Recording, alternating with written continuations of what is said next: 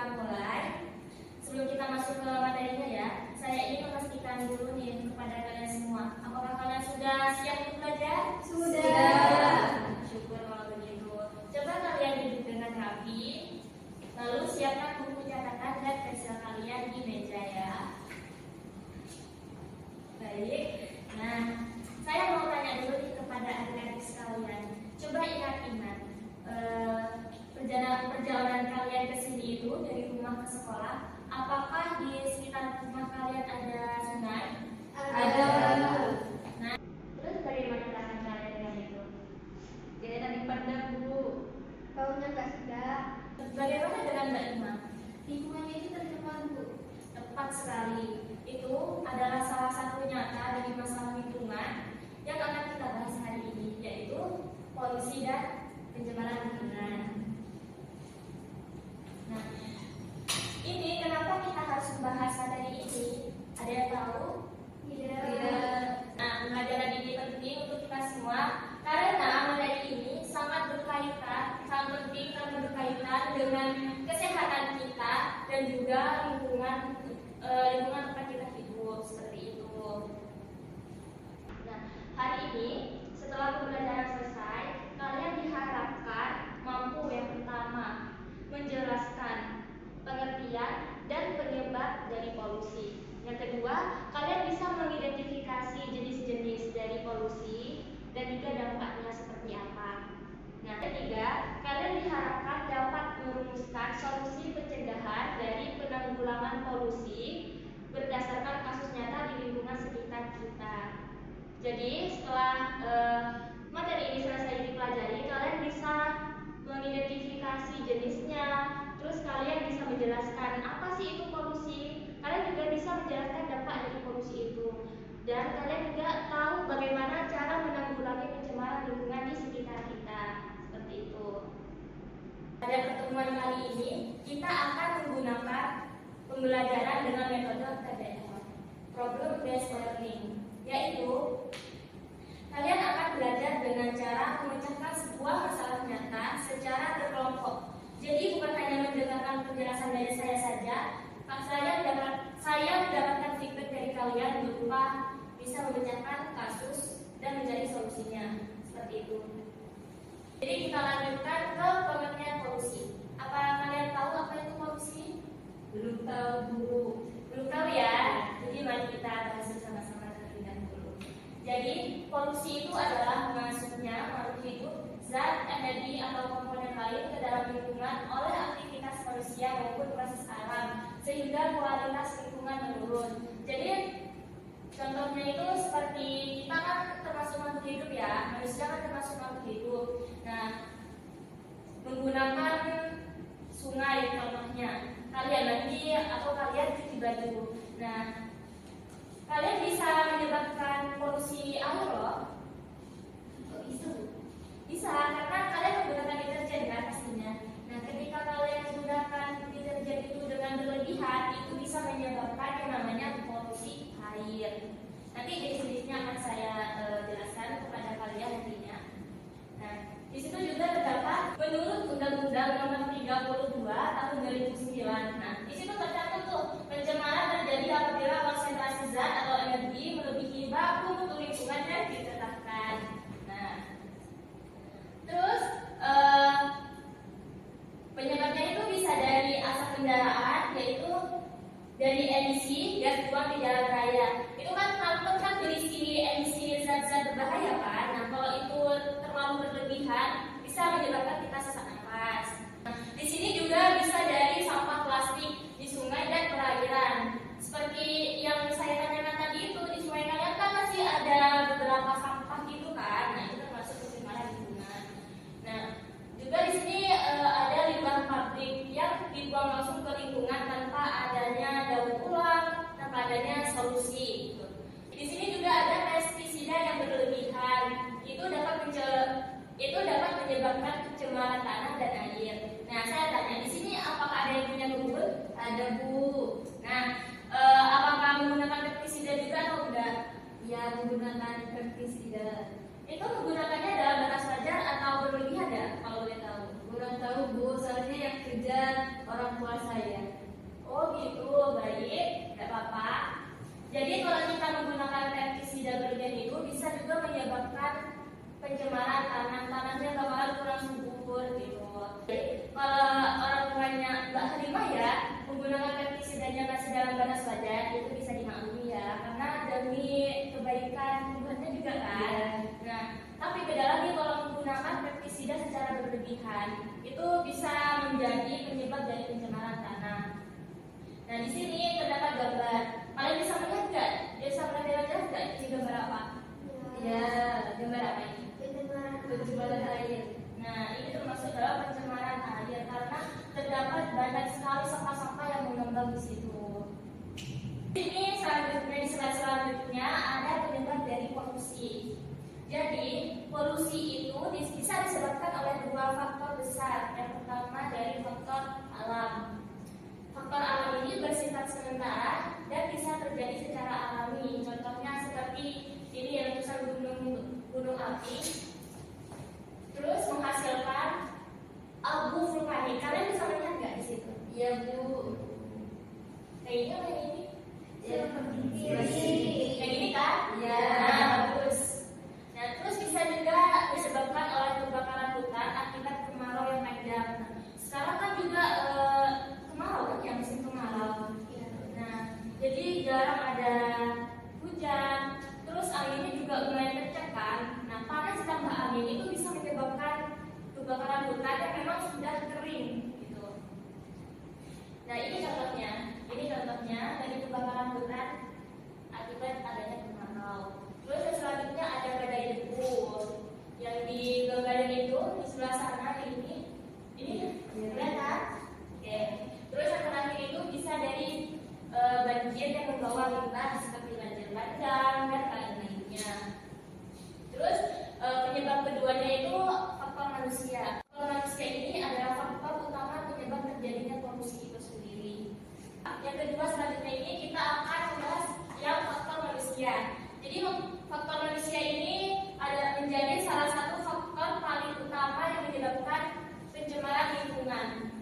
Yang pertama itu disebabkan dari emisi kendaraan seperti kendaraan berknalpot yang mengeluarkan asap terlalu berlebihan, bisa juga dari mobil, kendaraan umum dan lain sebagainya.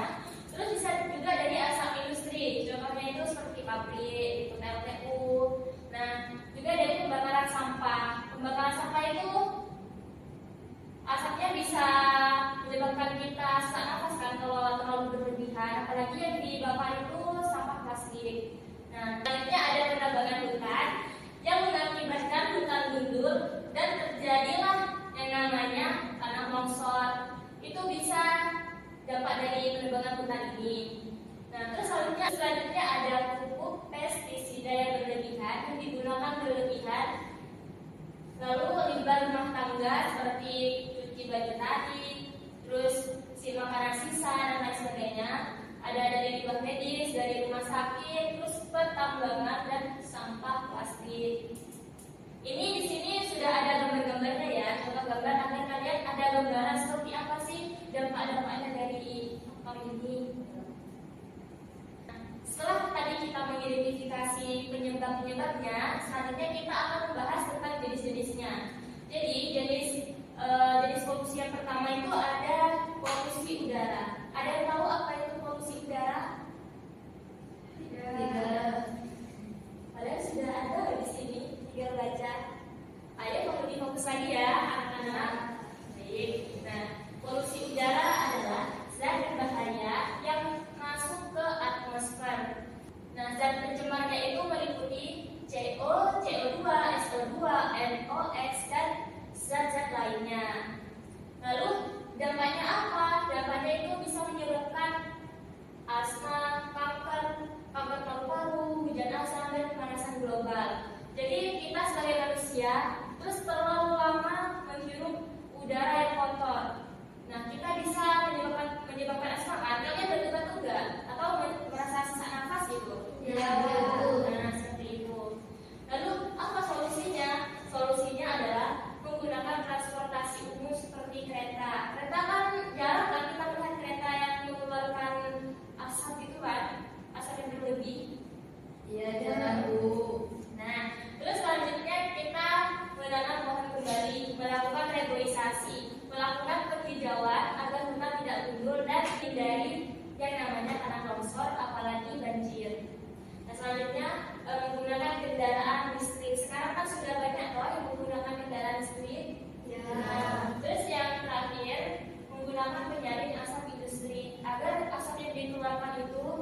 terlalu berlebihan. Ini contohnya. Ini contoh apa? Ini contoh penggunaan kendaraan listrik bagus. Terus ini penghijauan kembali atau reboisasi dan lain sebagainya. Oke. Nah, yang kedua ada polusi air. Apa sih polusi air itu? Polusi air itu adalah kualitas air yang menurun sehingga tidak dapat digunakan sesuai fungsinya kembali. Apa salah satu indikatornya? Yang ini, limbah organik. Limbah organik ini limbah yang mudah terurai, contohnya seperti sisa makanan dan kotoran hewan. Lalu yang limbah organik itu yang sulit terurai meliputi plastik, kaca, logam. Kan di SD kalian kan sudah diajari kan kalau limbah plastik ini masa penguraiannya itu sampai ada yang 3000 tahun. Berarti sama lama kan, bisa sampai dari nenek cucu kita masih ada di sini. Nah, solusinya apa? Dengan menerapkan sistem IPAL dan tidak membuang sampah ke sungai. Juga kita harus mengurangi penggunaan deterjen yang berlebihan. Kenapa? Karena jika kita menggunakan deterjen berlebihan, makhluk hidup yang ada di dalam air akan mati. Jadi sama saja kita menyebabkan kita yang jadi penyebab dari polusi air tersebut. Gitu. Ini contohnya ya, contohnya limbah air ini. Terus yang selanjutnya itu ada polusi tanah. Bahan pencemar pengubah sifat fisik, kimia dan biologis tanah. Penyebabnya bisa dari sampah plastik, pestisida, limbah B3, oleh bekas dan logam berat seperti yang ini. Nah, terus dampaknya apa? Dampaknya bisa mengurangi kesuburan tanah dan menyebabkan mikroorganisme mati. Bagaimana solusinya? Kita bisa menggunakan daur ulang, pengoplasan, pupuk organik, dan pengelolaan limbah B3. Oke, lanjut. Selanjutnya ini ada polusi suara. Bunyi yang tidak diinginkan dengan intensitas tinggi mengganggu kenyamanan dan kesehatan. Sumbernya bisa dari kendaraan, bisa dari bendera, mobil, pengeras suara, kayak soundtrack. Sekarang kan lagi viral-viralnya tuh kan soundtrack. Ya, kalian merasa terganggu juga? Terganggu sekali. Ini kan biasanya yang punya tidur terus kedengaran itu kita terganggu kan, pola tidur kita bakalan berubah. Nah, juga kan bisa menyebabkan sakit telinga, bisa mengurangi pendengaran kita yang biasanya tajam dan orang teriak kita bisa dengar. Ini pas kalau gara-gara kedengaran ini terus kita jadi hahaha terus. Iya gak sih? Iya. Terus dampaknya yang tadi gangguan pendengaran, stres, susah tidur karena terganggu kan, juga konsentrasi yang menurun. Solusinya itu bisa dari kita menanam pohon peredam, juga menggunakan pelindung telinga seperti kayak headphone itu yang berbulu-bulu gitu. Nah, kalian bisa menggunakan itu. Tapi bukan yang menggunakan musik ya. Iya. Bahaya kalau menggunakan itu. Lalu menggunakan bibit peredam suara bisa juga dibuat solusi. Di sini di slide selanjutnya ada polusi cahaya. Jadi penggunaan cahaya buatan yang berlebihan yang dapat mengganggu kehidupan makhluk hidup. Dampaknya bisa mengganggu tidur manusia, mengganggu migrasi burung, mengurangi kemampuan melihat bintang, dan juga mengganggu hewan noktural. Contohnya itu seperti burung hantu. Dia itu hewan noktural. Nah, apa sih itu cahaya buatan? Kayak senter. Senter saya pegang senter nih, anggap aja. Terus saya senterin ke wajah kalian, terganggu nggak? Terganggu. Nah, kayak gitu. Oke, selanjutnya di sini ada polusi radioaktif. Ini polusi terakhir, jadi polusi yang terakhir. Apa sih radioaktif itu? Radioaktif itu adalah pencemaran akibat zat yang memancarkan radiasi berbahaya. Penyebabnya bisa dari kebocoran reaktor nuklir, limbah radioaktif, dan uji coba nuklir. Nah, dampaknya bisa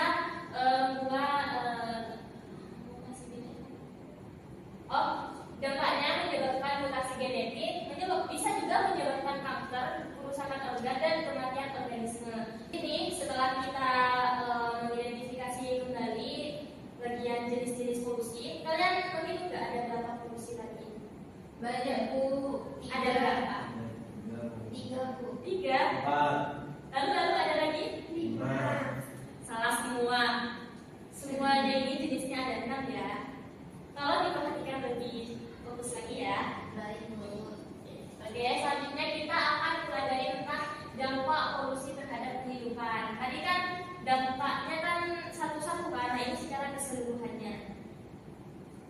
pertama bagi manusia bisa menyebabkan gangguan pernapasan, penyakit kulit, keracunan, kanker, dan juga menyebabkan penurunan kualitas hidup. Terus bagi hewan bisa menyebabkan kehilangan habitat, keracunan makanan, gangguan reproduksi, penurunan populasi, dan terjadi kepunahan. Terus yang selanjutnya di tumbuhan, dampak polusinya bagi tumbuh itu membuat fotosintesis terganggu, daun menguning, pertumbuhan terhambat, dan kematian tanaman. Nah, yang terakhir bagi lingkungan itu akan menyebabkan kerusakan ekosistem, pemanasan global, menyebabkan juga hujan asam, eutrofikasi, dan penurunan keanekaragaman hayati. Oke. Terus ini indikator lingkungan tercemar. Tanda-tandanya suatu lingkungan dikatakan tercemar apabila menunjukkan tanda-tanda sebagai berikut. Yang pertama, air berubah warna atau berbau. Contohnya di air sungai atau air kolam biar lebih mudah. Air kolam kan warnanya jernih kan, tapi ketika kita pakai terlalu lama, kita pakai berulang-ulang, airnya pasti akan berubah lebih jernih kan. Nah, itu harus segera dibersihkan agar tidak terjadi yang namanya polusi air. Nah, selanjutnya banyak ikan mati. Jadi di sungai ini contohnya. Terus kalian melihat banyak ikan mati. Pasti kalian akan bertanya-tanya dong, kok ikan mati? Kenapa sih kok ini ikan mati? Nah, itu bisa menunjukkan tanda-tanda bahwa lingkungan di dalam air itu sedang terjadi masalah. Lalu udara berasap. Udara berasap pasti kita langsung tahu kan, oh ini pasti dari ini. Kalau rumahnya dekat sama jalan, pasti dari kendaraan bermotor atau mobil-mobil yang mengeluarkan asap. Terus tanaman layu dan tidak subur. Juga bisa dilihat dari banyak sampah yang menumpuk dan kebisingan tingkat tinggi. Selanjutnya ini, bagaimana sih caranya kita mencegah dan menanggulangi polusi-polusi tadi itu agar tidak merusak lingkungan kita? Kita kan pasti ingin menghirup udara yang segar, ingin melihat tanaman yang segar-segar juga, fresh gitu kan. Gak mau lah tanaman kita melayu gitu. Itu bisa mulai dari 5R, yaitu reduce, reduce, recycle, dan loss. Nah, yang kedua, pengolah limbah bisa menggunakan IPAL, penyaringan udara, daur ulang plastik, dan pengelolaan limbah B3. Terus, yang ketiga bisa menggunakan metode penghijauan, melakukan reboisasi, menanam kembali pohon taman di kota, dan pelestarian hutan. Juga menggunakan transportasi hijau, bersepeda pajak contohnya. Terus berjalan kaki agar kita menjadi lebih sehat juga. Dan menggunakan kendaraan listrik, bisa juga menggunakan transportasi umum untuk mengurangi polusi udara. Nah, terus untuk menghemat energi, kita bisa mematikan listrik saat sudah tidak digunakan. Kalau kita selesai mencuci piring, kita nggak mungkin kan membiarkan air itu terus keluar. Jadi kita harus mematikannya. Terus matikan lampu juga jika sudah tidak digunakan. Kalau malam kan pasti digunakan kan. Nah, kalau pagi kan sudah ada cahaya, jadi kita tidak perlu yang namanya lampu kecuali rumahnya memang gelap. Terus memanfaatkan energi terbarukan. Oke. Nah, ini ringkasan dan tanggung jawab bersama. Ini contoh kasus nyatanya ya. Sungai dipenuhi dengan sampah plastik yang penyebabnya itu membuat sampah sembarangan. Terus dampaknya menyebabkan banjir, banyak ikan mati. Solusinya bisa menggunakan bank sampah, edukasi, dan kerja bakti. Juga ini contoh kasusnya yang kedua, asap kendaraan bermotor. Penyebabnya bisa dari emisi tinggi dan berdampak pada polusi udara, menyebabkan polusi pemanasan global. Nah, solusinya itu bisa menggunakan transportasi umum, uji emisi, dan tanam pohon, reboisasi lagi. Jadi inti materi yang saya sampaikan itu polusi adalah penurunan kualitas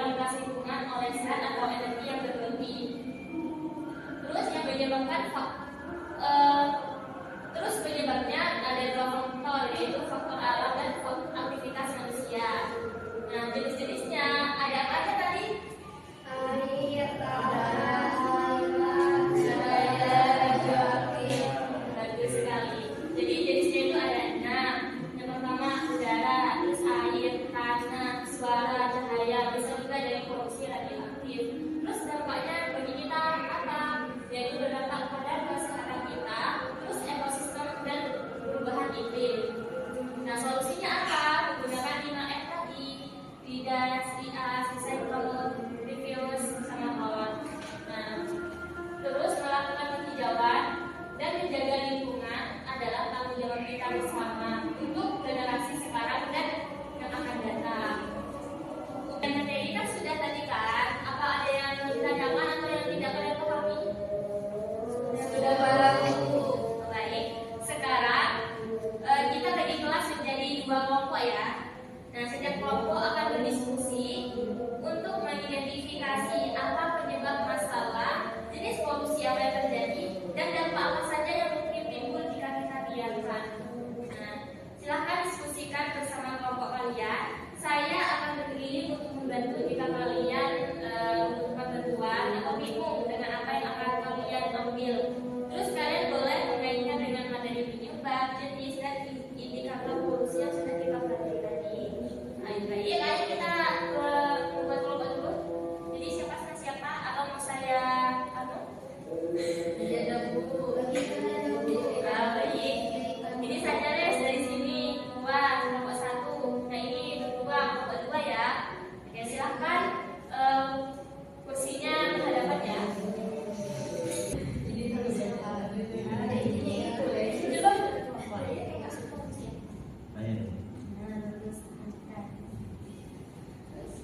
Di kelompok ini apa ada masalah atau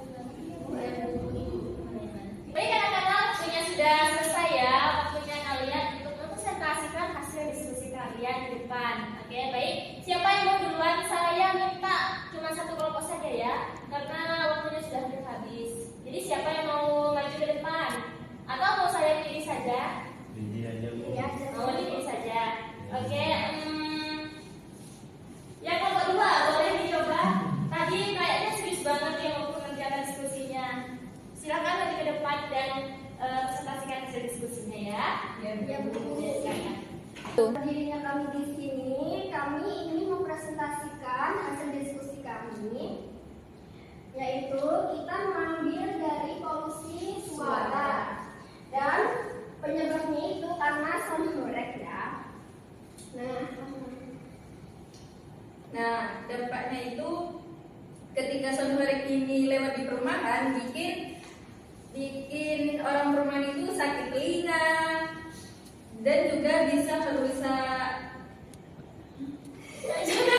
Nah, dampaknya ini ketika sonhorek itu lewat di perumahan bikin orang itu sakit telinga, terganggu tidurnya terganggu, dan juga dapat merusak rumah warga seperti kacanya yang pecah karena terlalu keras. Gentengnya yang bercecer di bawah. Selanjutnya, Nah, solusinya itu dapat menggunakan sonhorek di luar ruangan, di ruangan terbuka seperti di lapangan atau jauh dari permukiman warga. sekian dari presentasi kami. Wassalamualaikum warahmatullahi wabarakatuh.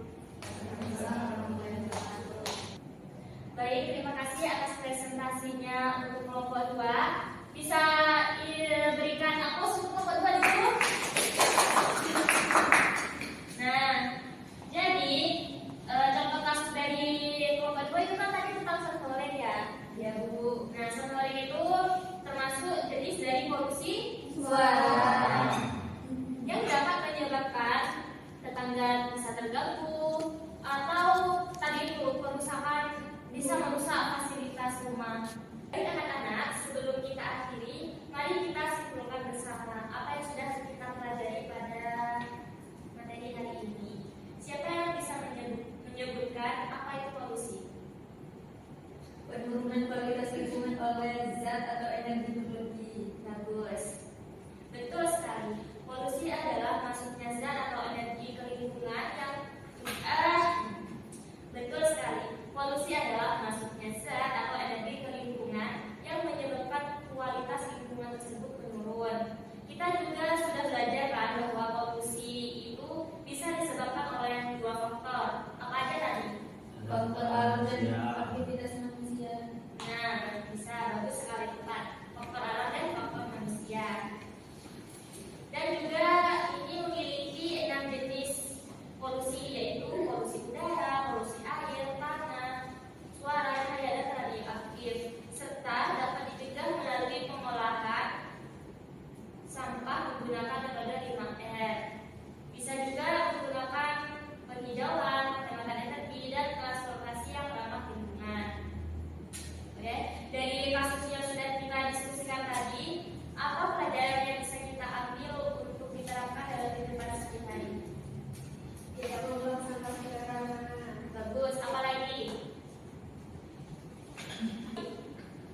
mengurangi kendaraan bermotor. Bagus.